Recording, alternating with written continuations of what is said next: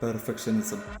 ഞാനൊരു പെർഫെക്ഷനിസ്റ്റാണ്. നിങ്ങൾ ഇൻസ്റ്റാഗ്രാമിൽ ഒരു 30 സെക്കൻഡിൻ്റെ സ്റ്റോറി ഇടാനായിട്ട് ഒരു 30 മിനിറ്റ്സ് ഒരു പാട്ട് സെലക്ട് ചെയ്യാനും ആ സെലക്ട് ചെയ്ത പാട്ടിൻ്റെ സ്വീറ്റ് സ്പോട്ട് കണ്ടുപിടിക്കാനും എടുക്കുന്നുണ്ടെങ്കിൽ നിങ്ങളൊരു പെർഫെക്ഷനിസ്റ്റാണ്. പെർഫെക്ഷനിസം ഒരു പ്രശ്നമാണ്. എനിക്ക് ആ പ്രശ്നം ഉണ്ടായിരുന്നു. ഞാൻ ഈ റീൽസൊക്കെ ഇട്ട് തുടങ്ങുന്നതിന് മുമ്പ് ആക്ച്വലി കുറേ നാൾ മുമ്പ് പ്ലാൻ ചെയ്താണ് ഇടണം എന്ന്.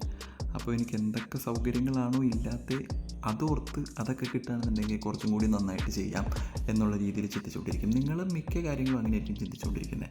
എനിക്ക് നല്ലൊരു ലൈറ്റിംഗ് ഇല്ല, നല്ലൊരു ക്യാമറ ഇല്ല, മൈക്രോഫോൺ ഇല്ല, അങ്ങനെയൊക്കെ വിചാരിച്ച് ഞാനിങ്ങനെ ഒരു ബെറ്റർ മൊമെൻറ്റിന് വേണ്ടിയിട്ട് ഞാനിങ്ങനെ വെയിറ്റ് ചെയ്യായിരുന്നു. അവസാനം ഫോൺ എടുക്കേണ്ടി വന്നു, അത് വേറെ കാര്യം. അപ്പോഴും ഫോൺ വാങ്ങിച്ചിട്ടാണ് ഞാൻ വീഡിയോ റെക്കോർഡ് ചെയ്ത് തുടങ്ങിയുള്ളൂ. ബട്ട് സ്റ്റിൽ ഫോൺ എടുത്തു കഴിഞ്ഞിട്ടും ഞാൻ കുറച്ച് നാൾ മൈക്കില്ല, നല്ലൊരു ക്ലിയർ ഓഡിയോ ഉണ്ടാവില്ല, ലൈറ്റില്ല, പ്രോപ്പർ ലൈറ്റിംഗ് ഒന്നും ഉണ്ടാവില്ല, ഇങ്ങനെയും ആലോചിച്ച് ഞാൻ കുറേ നാളിരുന്നായിരുന്നു. അപ്പോൾ എനിക്ക് മനസ്സിലായി, ഇങ്ങനെ ആലോചിച്ചിരുന്നു കഴിഞ്ഞാൽ ഇങ്ങനെ ഇരിക്കലേ ഉണ്ടാവുള്ളൂ. തുടങ്ങാം, ഉള്ളത് വെച്ച് തുടങ്ങിയിടാം, ബാക്കി വരുന്നിടത്ത് വെച്ച് കാണാമെന്ന് വിചാരിച്ചു. അങ്ങനെയാണ് ഞാനത് തുടങ്ങിയത്. അപ്പോഴും എനിക്ക് തോന്നുന്നത് എന്താണെന്ന് വെച്ച് കഴിഞ്ഞാൽ കുറച്ചും കൂടി നേരത്തെ തുടങ്ങേണ്ടതായിരുന്നു. ആ പഴയ ഫോൺ വെച്ച് അതിനുള്ള ക്വാളിറ്റിയിൽ ഞാൻ തുടങ്ങേണ്ടതായിരുന്നു. ഞാനിങ്ങനെ പെർഫെക്റ്റ് മൊമെൻറ്റിന് വേണ്ടിയിട്ട് ഇങ്ങനെ വെയിറ്റ് ചെയ്തിരുന്ന് ഇപ്പോൾ അത്യാവശ്യം നല്ല ലാഗായിട്ടുണ്ട്.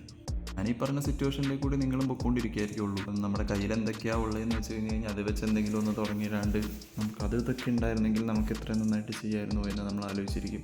ആ ഇരിപ്പം അങ്ങനെ കുറേ നാളിരിക്കും എങ്ങും എത്താണ്ട്. ഇത്ര നാൾ കുറേ വീഡിയോ ഉണ്ടാക്കിയിട്ടു എന്നുള്ളൊരു എക്സ്പീരിയൻസ് കൊണ്ടും കുറേ നല്ല ഫോളോവേഴ്സിനെ കിട്ടി, അവരുടെ കുറേ റിവ്യൂസും കിട്ടി എന്നുള്ളൊരു എക്സ്പീരിയൻസ് കൊണ്ടും ഞാനൊരു കാര്യം പറയാം. ഞാൻ ഇത്രയും വീഡിയോസ് ഇട്ടു, സ്ക്രോൾ ചെയ്ത് നോക്കിയാൽ നിങ്ങൾക്ക് മനസ്സിലാവും. ഫസ്റ്റ് ഇട്ടുകൊണ്ടിരുന്ന വീഡിയോസൊക്കെ അത്യാവശ്യം നല്ല എഡിറ്റിംഗ് ഉള്ള വീഡിയോസാണ്. ഞാൻ പറഞ്ഞ പോലെ 7 hours 5 hours ഒക്കെ പിടിച്ച വീഡിയോസാണ്.